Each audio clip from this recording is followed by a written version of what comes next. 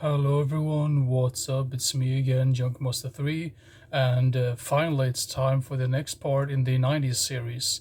What do I mean by that? Well, if you've seen the previous video that I uploaded, I was talking about my favorite horror films from the year 1990. Of course, I'm going to do the similar thing with 1991, and then of course 92, 93, and yeah, yada yada yada, you get what I mean? So this is just basically my personal opinion. So of course, if you really despise some of these films, please let me know in the comment section. It's always fun to see what other people's opinions are really in general. So, but anyway, this is just my personal opinion, and sometimes, I mean, lists tend to change from time to time. So yeah, just keep that in mind. So let's see here at number 10 is the film called Body Parts with Jeff Fahey, who I think really should have been in more horror films like this because I thought his performance in this one was really, really good. It's basically about Jeff Fahey's character and his wife, who I think was played by Kim Delaney. If I'm not completely wrong, it doesn't say anywhere, I believe, on the front cover or anything. I totally should have looked this up before, but I think this was I think his wife is played by Kim Delaney in this film. So he's pretty much like in this accident where he loses his arm and things really starts to get haywire from there, and he's just really crazy. And it also is like personality changes as well because he obviously wants to have a new arm and stuff like that. So I don't want to spoil anything else than that. I mean, it's sort of like that sort of premise, like a cursed like sort of body part, you can say. This also really reminded me. I'm not sure if some of you guys have seen this film, but there's a film from the 80s which was called The Hand, which was directed by Oliver Stone, believe it or not. And that had a very similar storyline. It's basically about Michael Caine's character that he actually loses like a hand, of course, hence the title The Hand, in that film. And he gets like an I'm not sure if he gets a new. I think it's just basically the hand is going around like real like messing around with people. It's a really silly film, but this one is also quite silly. But I really like the performances and especially Jeff Fahey, who like I said before, I really wish he was in more horror films. Um, but yeah, I mean this one is good. I mean it's somewhat goofy to a certain degree as well. And this one also has what's his name, Brad Dourif, I believe as well, if I'm not completely wrong. But yeah, Body Parts at number 10, I believe. Of course, it's number 10. It's the first film I'm talking about. So the number 9 spot goes to a film which you can sort of argue, is this really a horror film? Because this kind of feels more like a thriller film, but I think it still has enough like horror elements to it to call it a horror film. Because I would say this is sort of like a slasher film, even though the death scenes aren't particularly like violent or anything like that. It's basically like a whodunit type of slasher film, which is like the main focus. But it is the film called All American Murder, released by Vinegar Syndrome right there. Now, some people have just stated that this film is basically just like is like a cast check for Christopher Walken. Christopher Walken is not really the main character in this film. Like his character is not the main character in the film. It's actually what's his name? What's his name? Of course, it doesn't even say. Charlie Schlatter. I probably butcher his name, but he's basically like this main kid, like on campus or whatever, and there's like a killer going around killing people, and Christopher Walken's character gets like involved in this case and wants to solve this case as well. He's a little bit weird. I mean, I'm not really sure if it was meant to be like that character of Christopher Walken in this film, but yeah, he's a little bit weird and a little bit weird off in this film. Almost feels like he's, I mean, no joke about that. It almost feels like he's drunk from time to time, but maybe that was just meant to be like that character. I'm not really sure, but I think this is a really nice atmosphere to it as well, like the early 90s in general, which I really, I mean, appreciate some of those atmospheres from some of those films in general. So, but anyway, All American Murder, entertaining film for what it is. I would say that is highly underrated in general. So yeah. Then at number 8, we have the film called Brain Slasher. Now, this is actually a really old German release of this film. I really, really like this cover up, by the way. This one is usually known as, what's the name? Mind Warp, I believe. This one has Bruce Campbell in it, of course, most famous for probably like the Evil Dead films. And this is sort of like a weird sci-fi post-apocalyptic survival type of film with lots of really bloody and gory stuff going on in this film, which I was really surprised by because I didn't really expect that. Because sometimes when you see like a cover art like that, it's sort of like very many times the cover art really lies to you in general. But this one definitely doesn't lie, because it is pretty violent towards the end of the film with lots of blood and gore effects. I mean, really great, well done practical gore, blood and gore effects. But it's basically about these people trying to survive like this sort of like apocalypse, and there's like an old underground type of facility thing, which are, I'm not so sure, I think they're supposed to be soldiers or something that's like running the show basically. So, but anyway, Brain Slasher, also known as Mind Warp. I think Mind Warp is actually the official title. I think this is just basically like what it was called in Germany, I assume. So, but anyway, Mind Warp, also known as Brain Slasher, at number 8. And at number 7, we have a film which I thought was really charming and fun for what it was, and it is the Japanese horror film called Battle Girl: The Living Dead in Tokyo Bay. And what to be said about this one? I mean, obviously this is not like a masterpiece, anything like that, but it's just like the entertainment factor that really drives this film forward. Very much like a very typical type of sort of zombie film, like shoot 'em up type of deal. But so fun, and I mean, it doesn't really overstay its welcome either, because it only runs for 74 minutes, so you never really get bored in this film either. So I think that's also a really good thing, especially when it comes to some of those really weird and bonkers, so crazy type of like Japanese action or horror films in general. Sometimes they actually do realize like their limits when it comes to some of these ideas. So I think that's a really good way to do it, because I feel there's so many like movies being made today that they're just way too long for their own good. I mean, when they're like over 2 hours and 40 minutes, that's just a little bit too long for my liking. The only reason why it would be like that long is if like the entire film is just like a masterpiece. Of course, Lord of the Rings comes to mind. But this one, if you do like zombie films and if you do like Japanese cinema in general, go check this one out. This is really fun and charming for what it is. So yeah, Battle Girl: The Living Dead in Tokyo Bay. Now at number 6 is actually a sequel. I actually have like this is sort of like a double pack with both films in it. I'm not sure if they made a third one. I think there's only 2 of these, to be fair. But it is this Vacation of Terror Part 2. Most people probably prefer the first one. I'm probably one of the minorities which actually prefer the sequel.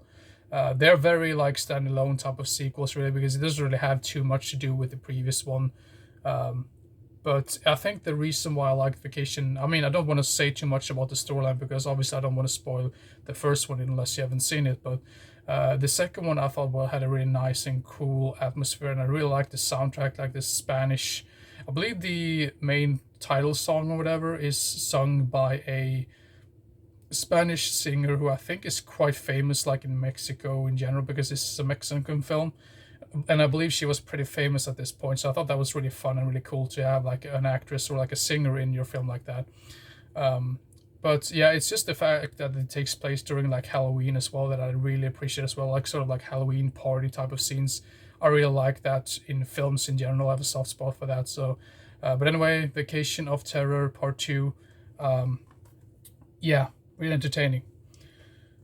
And let's see here, then at number 5 we have a remake actually, and I really like this film, almost to the point that I prefer this one over the original one, to be fair.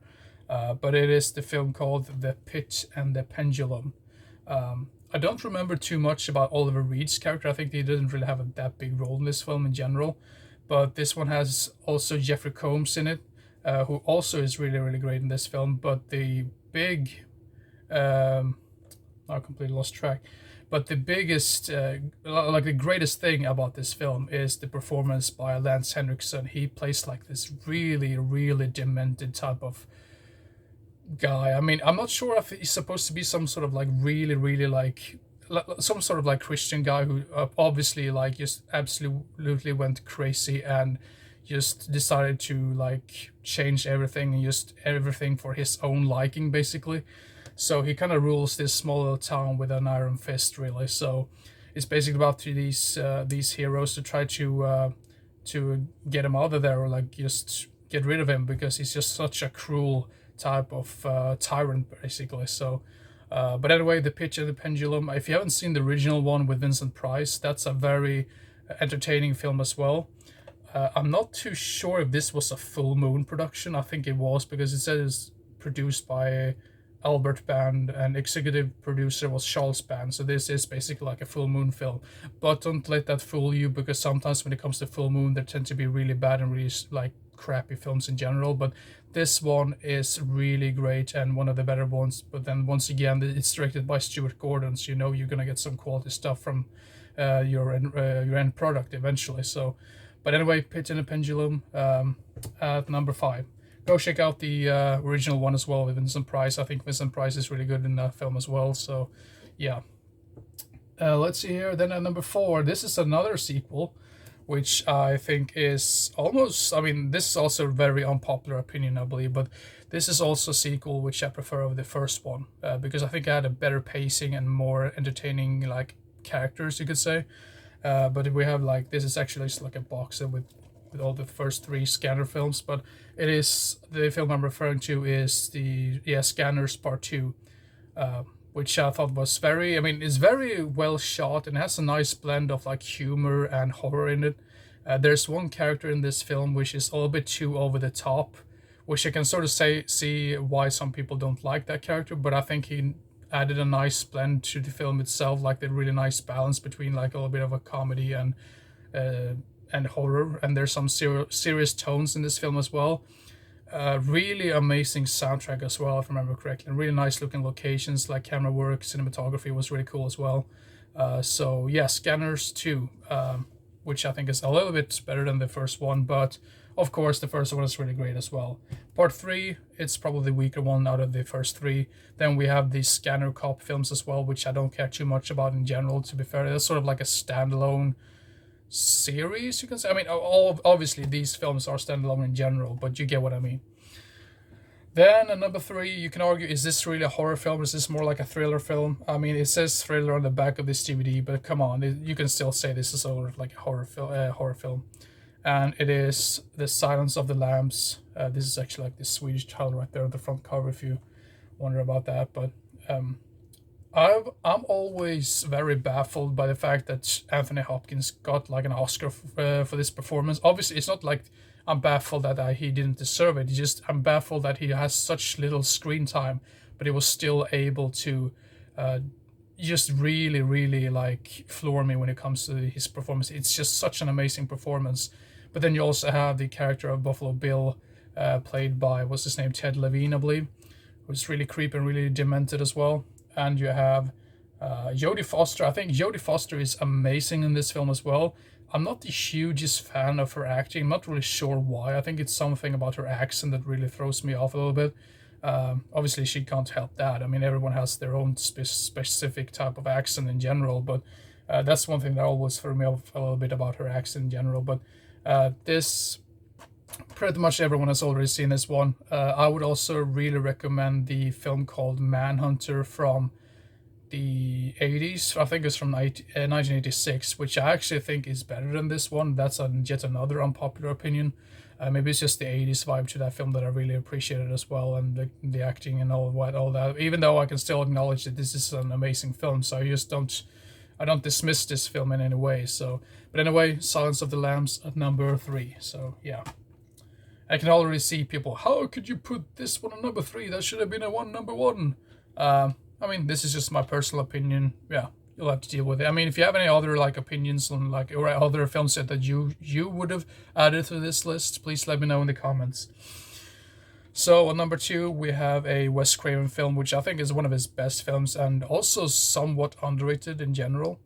And it is the film called The People Under the Stairs. Ever since I saw this cover art and I saw this film for sale, I just knew I had to get all of it, especially since it was made by Wes Craven, who is really like the master of horror in general. There's not many Wes Craven films that I can say that I despise. Maybe some of those made-for-TV ones that he made that were really like, I mean, obviously he didn't really have a whole lot of a budget to work with those films, but this one is really good. Nice blend of like comedy and action and horror and all of that. It kind of depends on what type of person you are in general when it comes to some of these films. Some people think this is really horrific. Some people think it's more of a comedy-esque type of film. So But yeah, I think this is really tense and really cool. It's basically about this kid who wants to break into this house, and with the, I mean, these elderly people basically, and then these elderly people, these people that live in this house, they turn out to be really like psychopaths and really like mad people in general. And yeah, eventually he finds out that they've kept a lot of children in their basement, or like really like people in their basement basically, which is just really messed up with like that whole concept really. But this is, yeah, I've said this film, I've seen this film so many times, and I've said it so many times that I really enjoy this film. So, but anyway, the people under the stair, people on the stairs at number 2. Sorry, I just keep mumbling here right now for some reason. Now, number 1 is, surprisingly enough, this is a made-for-TV film. You rarely see a made-for-TV film on the number 1 spot when it comes to some of these lists in general. But this one is such an amazing film. I really enjoyed it. Like, I'm not sure it's supposed to take place like in the, based on the car itself, it looks like it's supposed to take place like in the 60s or like something like that. But yeah, I was just really amazed by this film, and it is the film called Sometimes They Come Back. This one also did get 2 sequels, which was called Sometimes They Come Back Again, and then Sometimes They Come Back for More, I believe. But this film, it's such a, I mean, it's such a sad story, but it still has enough horror elements to it. I mean, obviously it's a Stephen King film.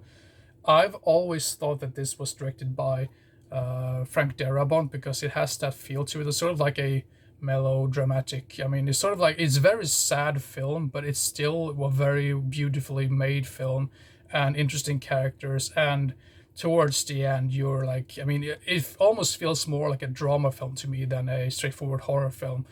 Even though it is more of a horror film than a drama film, but it had the drama parts in this particular film. It's just so great and so memorable, and so yeah, I always tear up towards the end of this film because it's so sad and so heartwarming at the same time. It's a weird film to describe really if you haven't seen it, but if you haven't seen it, you probably know what I mean. Obviously, I know some people don't like this film. I mean, this is just my personal opinion, so yeah. But anyway, Sometimes They Come Back at number 1. I have yet to see part 2 and 3 actually, but I've heard some really terrible things about those as well. But yeah, I'll check them out eventually. So anyway, that's it for this particular video. Now I'm almost been mumbling for almost like 18 minutes, so I'm gonna try to end this video as soon as possible. But yeah, keep your eyes open for the next video. The next video is probably gonna be the top 5 of the month for the month of June. So that basically means, yeah, the 5 best films that I watched for the very first time during the month of June. So keep your eyes open for that video, and obviously I'm going to continue this series with next year is going to be 1992, so keep your eyes open for that video as well. So yeah, hope everyone enjoyed, and yeah, see you next time. Bye bye.